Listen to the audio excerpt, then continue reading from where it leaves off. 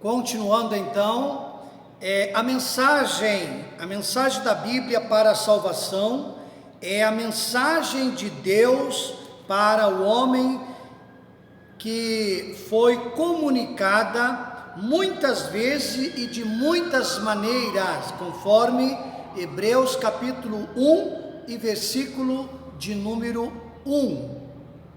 E finalmente encarnada na pessoa de Jesus Cristo, conforme a palavra de Deus em João capítulo 1, versículo 14, que diz: o Verbo se fez carne e habitou entre nós, cheio de graça e verdade, e vimos a sua glória como a do unigênito do Pai. Por isso, e por toda a sua relevância, a Bíblia deve ser crida e obedecida. Por sua grande relevância, ela deve ser crida e obedecida, ok? Ela é a palavra de Deus, a extensão do seu próprio ser. Toda vez que nós lidamos com reverência com a palavra de Deus, é com o próprio Deus que nós estamos lidando.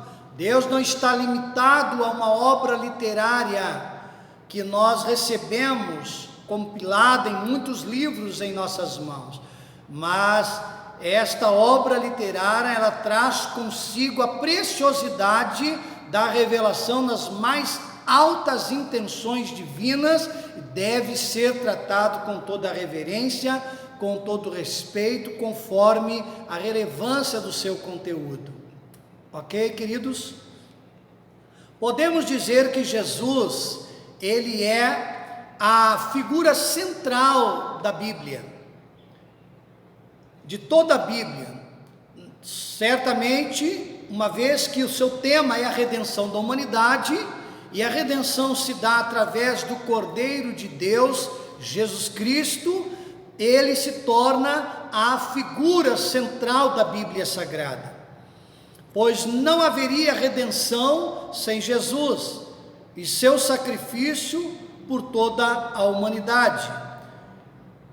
Em Gênesis, Jesus é o descendente da mulher. Em Êxodo, Jesus é o Cordeiro Pascual. Em Levítico, ele é o sacrifício expiatório. Em Números, Jesus é a rocha ferida. Em Deuteronômio, Jesus é o profeta. Em Josué, ele é o capitão dos exércitos do Senhor. Em Juízes, ele é o libertador de Israel. Em Ruth, ele é o parente divino. Em Reis e Crônicas, Jesus é o rei prometido. Em Esther, ele é o advogado. Em Jó, ele é o redentor. Em Salmos, nos livros de Salmos, ele é o nosso socorro e alegria. Em Provérbios, ele é a sabedoria de Deus. Em Cantares de Salomão, ele é o amado da nossa alma. Em Eclesiastes, ele é o alvo verdadeiro. Nos livros dos profetas, ele é o Messias prometido. Nos evangelhos, ele é o Salvador do mundo. No livro de Atos dos Apóstolos, ele é o Cristo ressurreto. E nas epístolas, ele é o cabeça da igreja. No Apocalipse, ele é o Alfa, o Ômega, ele é o Cristo que voltará para reinar. Tomando o Senhor Jesus como centro da Bíblia, podemos resumir os 66 livros em 5 palavras referentes a ele da seguinte forma. Primeira palavra, preparação. Do Antigo Testamento, todo o Antigo Testamento, pois trata da preparação para o advento de Cristo. Segunda palavra, manifestação, os evangelhos, que tratam da manifestação de Cristo. Terceira palavra, propagação, é o livro de Atos, que trata a propagação de Cristo. Explanação, quarta palavra, explanação, as epístolas, que são a explanação da doutrina de Cristo. E cinco e última palavra, a consumação, o livro de Apocalipse, que trata da consumação de todas as coisas preditas através de Cristo.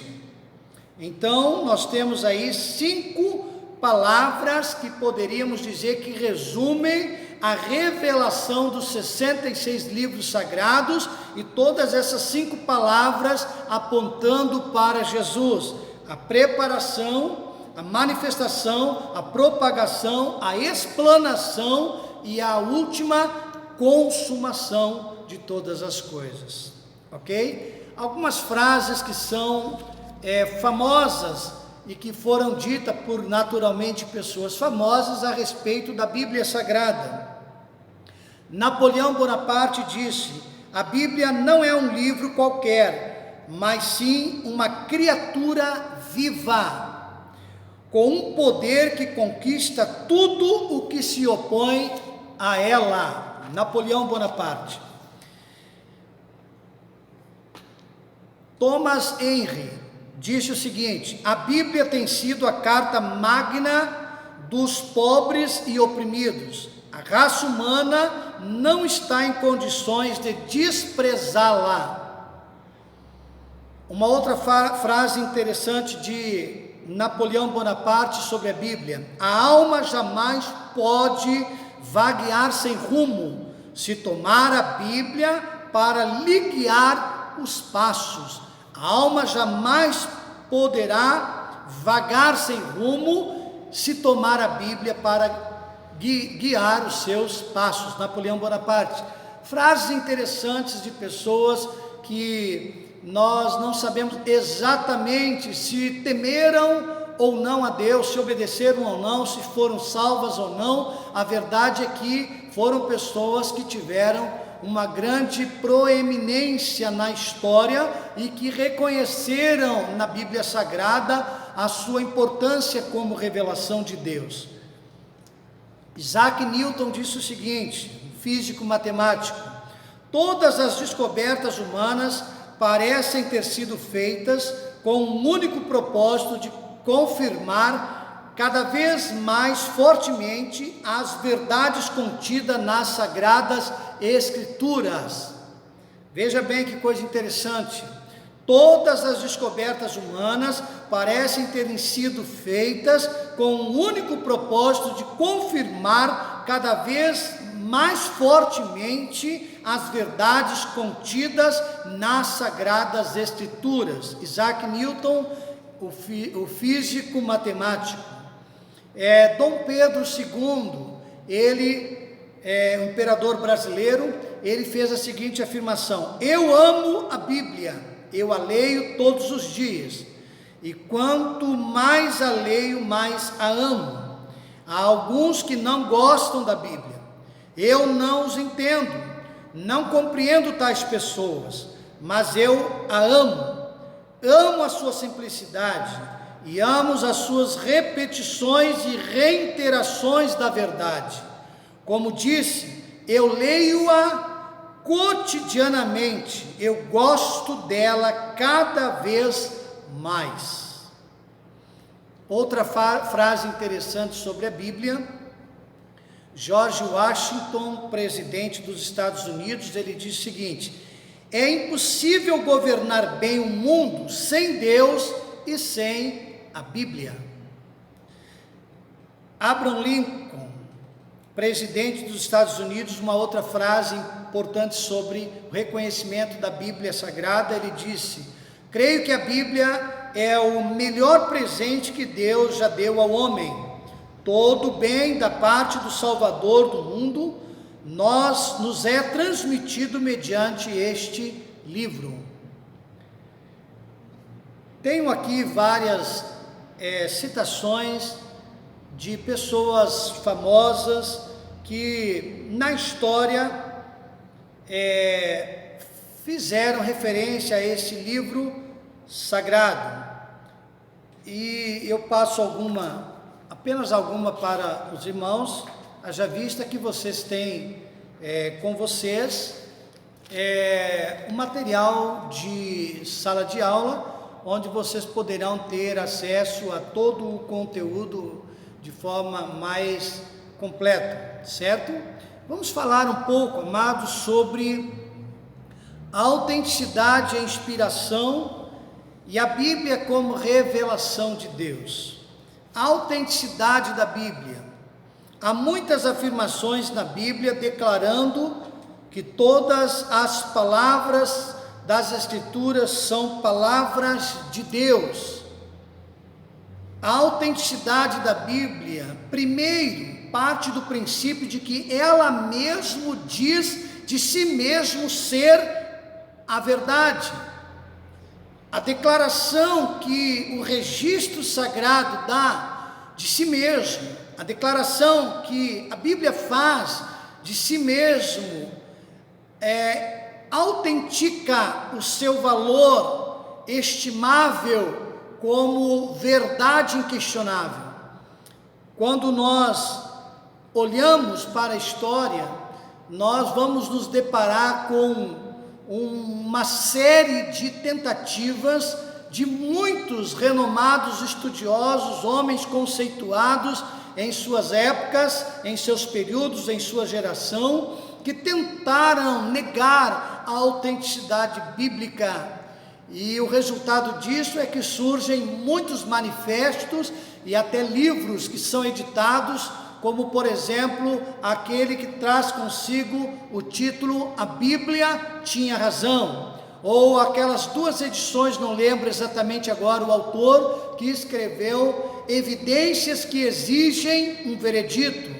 Ele não somente deu-se por certo da veracidade, da autenticidade bíblica, do conteúdo bíblico, como não somente reconheceu como verdade, mas o aceitou como diretriz para a vida.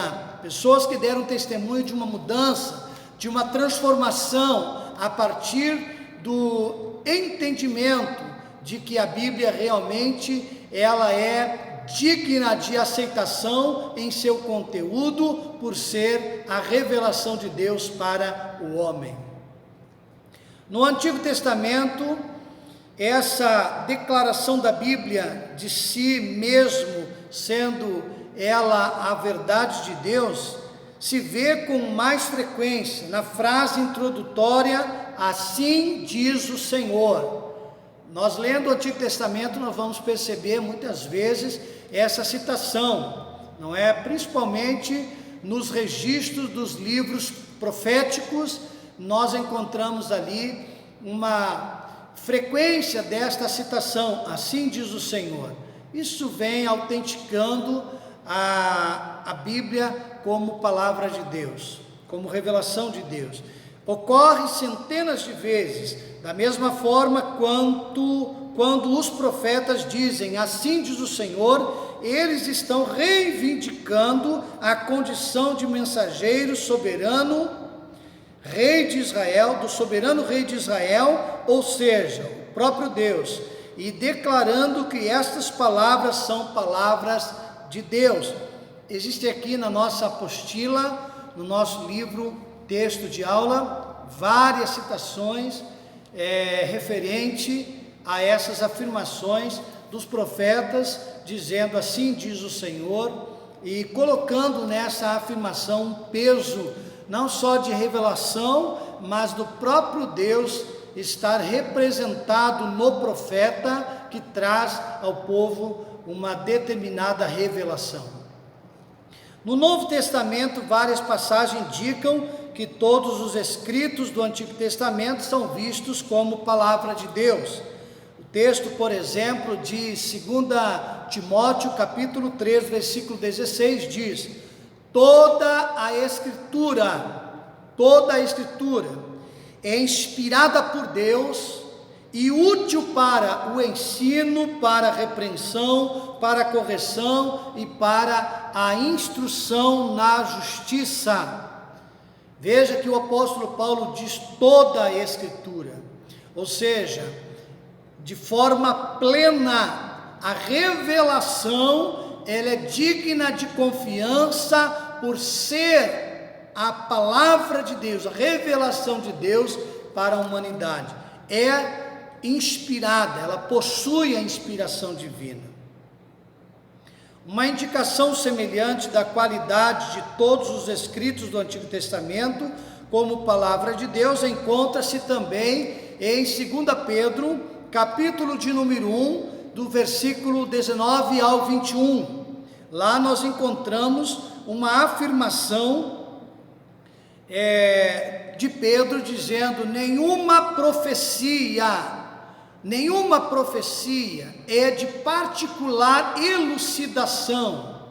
Ele está dizendo, nenhuma palavra profética é de particular interpretação, mas pelo contrário, homens santos, inspirados pelo Espírito Santo, não somente trouxeram, mas as registraram para o devido conhecimento nosso. Então esse cuidado de Pedro de dizer que nenhuma palavra de profecia do Antigo Testamento foi dada por particular elucidação, ou seja, toda teve a iniciativa em Deus, o cuidado de desenvolver-se de forma fiel na sua formação escriturística, e também no sentido de registrar de forma que esta revelação não se extraviasse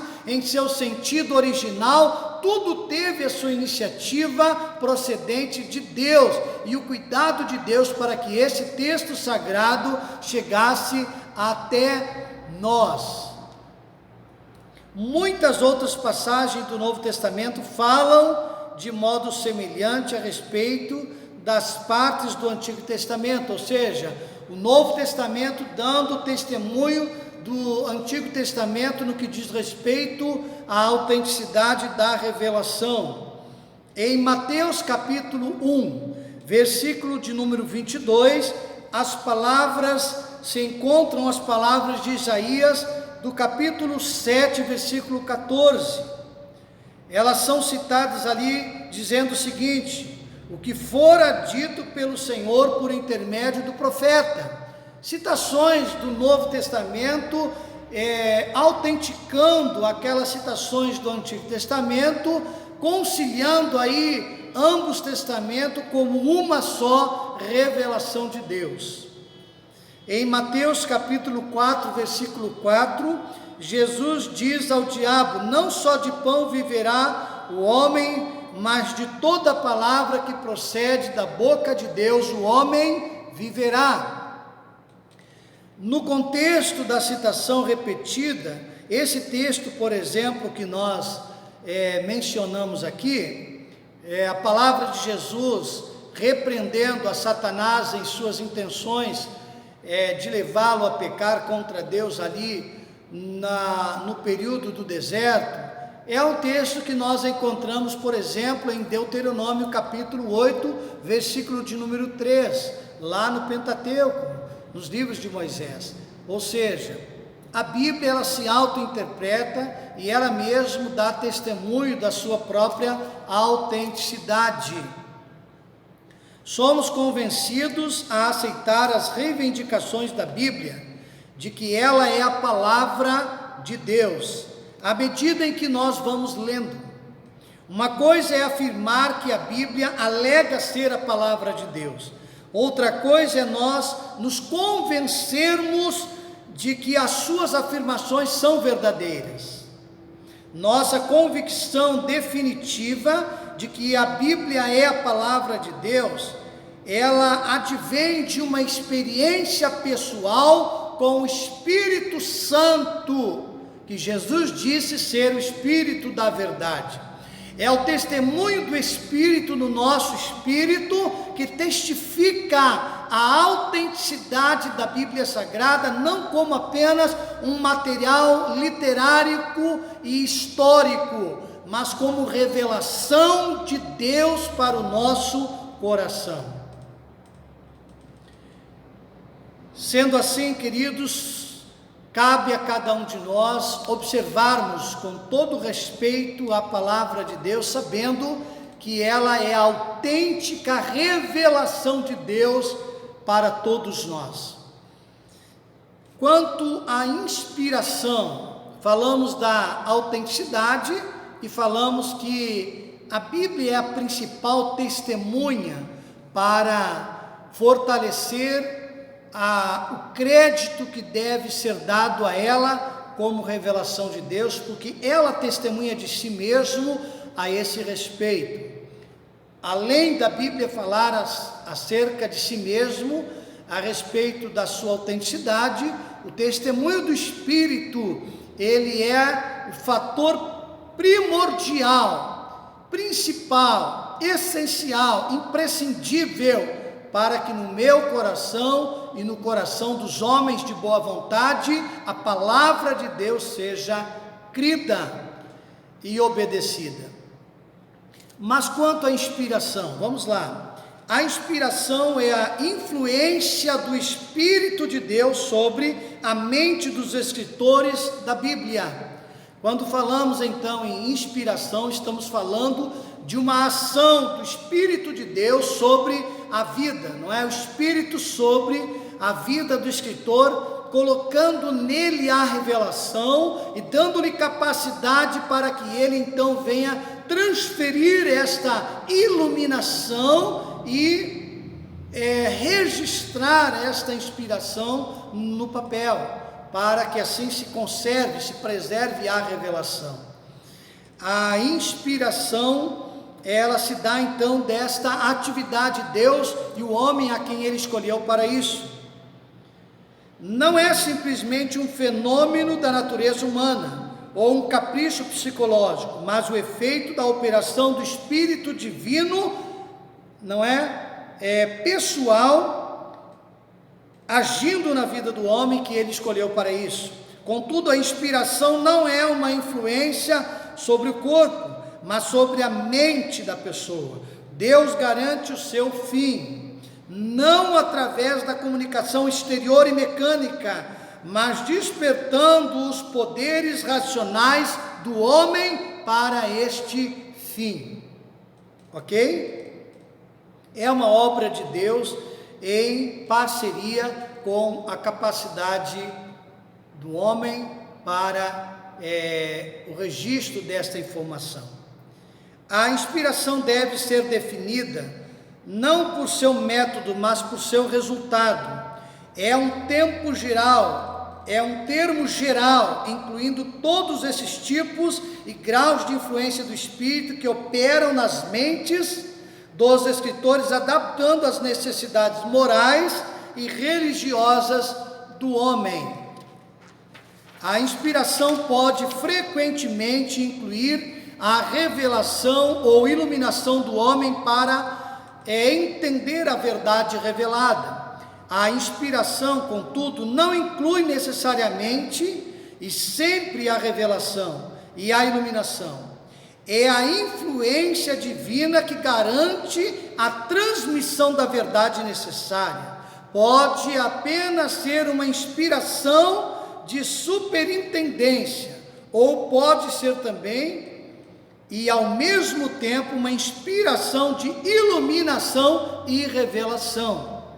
É obra de Deus, ela é administrada por Deus, ela é dosada por Deus, ela é originada por Deus, e ela tendo aí a cooperação do homem, ela se caracteriza então como um material literário para o uso da nossa fé.